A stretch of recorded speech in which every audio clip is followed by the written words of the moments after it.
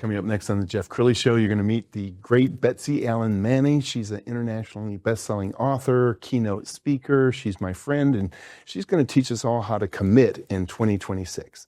Her journey just ahead.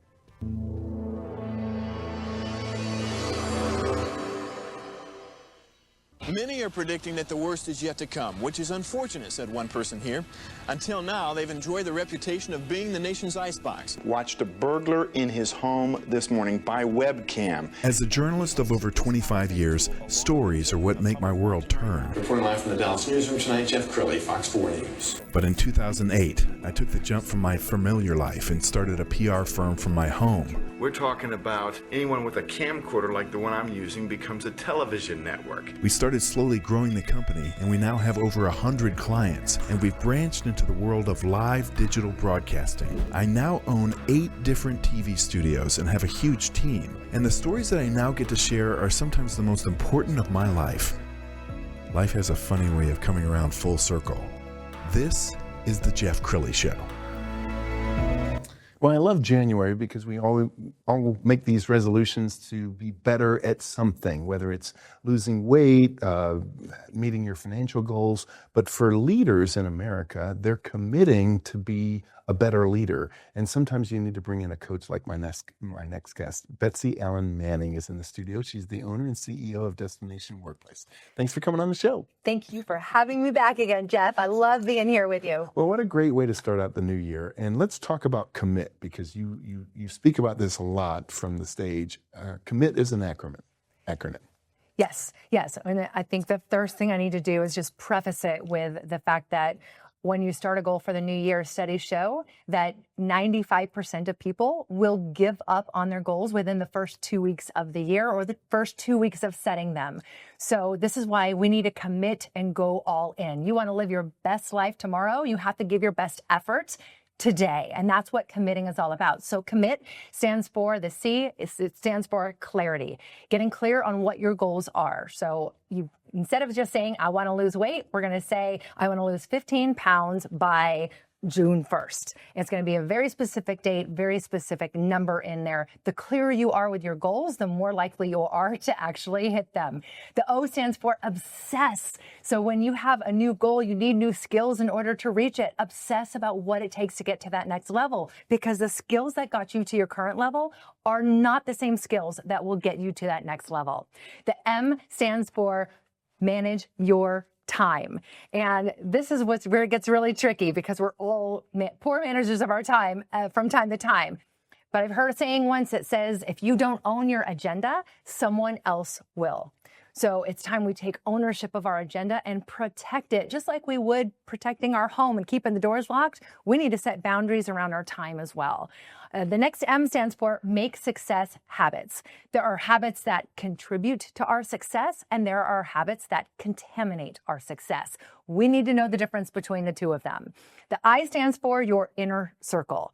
I truly believe that your next level requires next level thinkers. That doesn't mean you need to ditch all of your current friends. What it does mean is that you need to surround yourself with like-minded achievers. And then the T stands for tenacity. Anytime you have a big, hairy, bodacious goal, you are going to have the tenacity to keep going when times get tough. And times will get tough. I always say life throws you curveballs. You just need to know how to hit them. And that's what tenacity does. Outstanding. We're going to pull up her website because of all the speakers I've ever worked with, I think you have the tightest website I've ever seen, just in terms of how you present yourself, the videos. It's easy to navigate. Tell us more about your speaking career and the kinds of audiences you like to speak to. Yeah, so I'm blessed to be able to speak with so many different types of audiences, corporations, associations, nonprofits, government. There are so many franchises. There are so many great audiences. My best fit are leaders and CEOs, middle managers, CEOs, or emerging leaders who want to perform higher, who want to lead better and build purpose-driven cultures. She is, as I said, an internationally best-selling author and keynote speaker around the globe. She has a great speaker reel. Let's go ahead and roll that.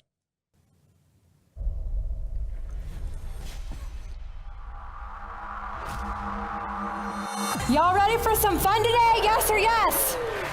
and she literally changed their lives in a little over an hour.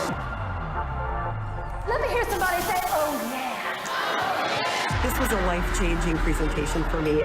We'd have her back tomorrow if we could. The roof was blown off of the conference room. Betsy Allen Manning, thank you for your insight. Appreciate it. Destination! Are you a destination workplace or a resignation workplace?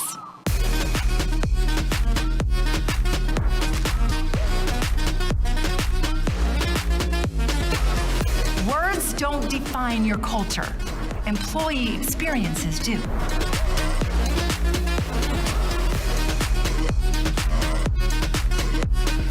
The most recent studies are showing that 80% of American workers believe companies prioritize profits over people. 59% of employees consider quitting in a toxic or dull environment. Leaders have not evolved and have not evolved their culture to match those employee expectations. If you get leadership and culture wrong, you're going to experience the 4 biggest challenges that we're seeing across every industry right now. And that's to attract, engage, motivate, and retain talent. Who's in?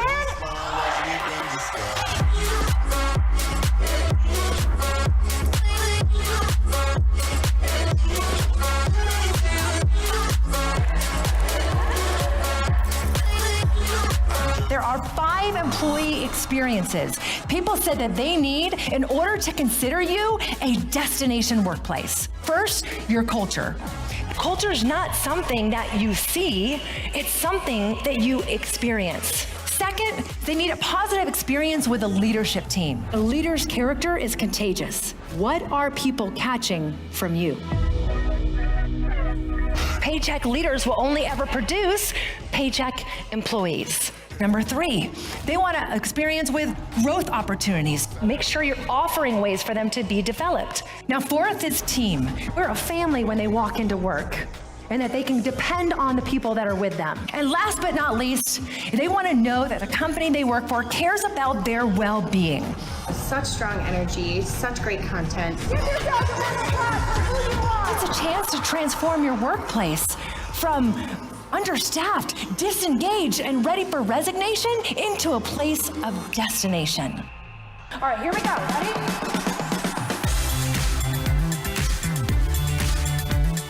If you get leadership and culture right, you will have an attractive, purpose-driven workforce that people absolutely love and will not want to leave. You are the best keynote we have ever had. The right place. I like it. Leadership is not a position or title. It's a responsibility. You are responsible for developing yourself so that you're capable of developing others. And when we came to the close and looked at our evaluations, we knew we had to bring her back. Remember, at the end of the day, people no longer are seeking to work for a paycheck. They are actively seeking to work at a destination workplace.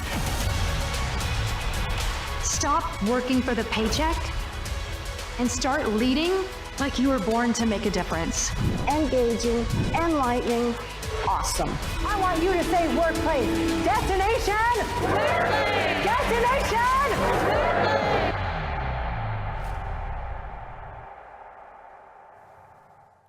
Well, one of the things that impresses me most about you is you have no fear when it comes to public speaking. And it's the number one fear on the planet is public speaking, followed by fear of death. So you come alive on the stage. You can't wait to get on the stage. Oh, that's my playground. I mean, my sister, she once told me, she works in healthcare, and she said, I could never do what you do. You're speaking in front of hundreds, thousands of people. I said that I also couldn't do what you do. We each have our own gifts, and that's where I'm blessed and to be, and that's where I get to play with my audience. Yes. I love it. I say I'm not a podium speaker. I have to let every meeting planner know that when they book me, because I say, if you want someone standing behind a podium, I'm not your speaker. And let's talk about the work that goes into giving a great keynote. So that every organization has their own vernacular, and so, some companies call their employees, some call them team members. So you're actually going above and beyond the call of duty to find out, am I using the right language? Yes. Oh, it goes even beyond that. So when I do a prep call or customization call is what we call it, beyond just getting the right lingo down, I'm asking them questions. What are the biggest challenges that they have that my particular keynote can help serve for your audience? This is the interaction that comes along with this particular talk. Are these interaction pieces good? I know 2 things to stay away from. Politics is one of them. Faith, I'm a faith-based person, so I have to very gently walk that. But I'm a blessed individual and that just comes out sometimes. But I will say, that customization call, I really get to know. A lot of the times I'll conduct interviews. If they're local, I get to go to one of their places. If it was a news studio, I would go to the news studio and I would walk around and I would say, show me the challenges you're having with your culture within this particular environment. Show me the challenges your leaders have with the particular people that they are leading. And not just that, with the customers and clients that you're working with as well. So I really get to know the ins and outs of the business. So people don't say, oh, well, that was a nice canned speech, but they say, wow, she spoke our language. She spoke to us and she understands our greatest challenges. Let's go ahead and put up on the screen your best-selling book, Win with People. So tell us about this book. Why did you write it, and what's a takeaway? Yeah, this is a tip book. So there's 52 weeks in a year. There are 52 tips in the book. So it takes you through a tip a week. It'll last you an entire year. I always say go through the tip with your team. That way it'll last you the year together and you have something to work on. Win with People is all about learning how to communicate more effectively, connect with people better, build better relationships, reduce conflict, influence others better as well. So it takes you through all of these areas of communication and really truly winning with people and understanding the human behavior side of winning with people. Let's talk about empathy, because great leaders have empathy. Yes. What does that mean to you? I think people mix up empathy and compassion for someone. You can have compassion for someone without feeling what they're feeling. Empathy, I feel like you're actually feeling what they're feeling. You're empathizing with them and saying, I get this. So for instance, when I was staying at a hotel one time, my room had flooded when I had came back after a full day's keynote. And I went downstairs and she used what I call the heat formula of calming someone down that has a high temperature. She heard me out. She empathized with me by saying, I understand how frustrating this is. You've been on your feet all day. All you want to do is come back to your room. So she stated what she understood about me. This is what leaders need to do better in the workplace, is saying, hey, I understand that this is frustrating for you. Let's see where we can help you with this and work together in order to get you to that next level and get you through this. So, and the A stands for apologize, and then the T is for taking action. Outstanding. We have about 2 minutes left, so look into the camera on the left and talk to that CEO or leader of an organization who might need to bring you in. Yeah, if you are looking to develop high achievers, high impact leaders, and high purpose cultures, that is the DNA behind every destination workplace. And if your goal is to remain an average workplace, hey, you don't need my services, that's fine. But if your goal is truly to become a destination workplace, reach out to me. Let's have a conversation. This is not just an area of expertise. This is what I geek out on. This is my passion in life. I study it, I research it, and my goal is to help you navigate today's workforce better. Outstanding. Great drop the mic moment. We're going to end with her website, which is BetsyAllenManning.com. The great Betsy Allen Manning. Thanks for coming back on the show. Thanks for having me. You bet. That's it for now. We'll see you next time.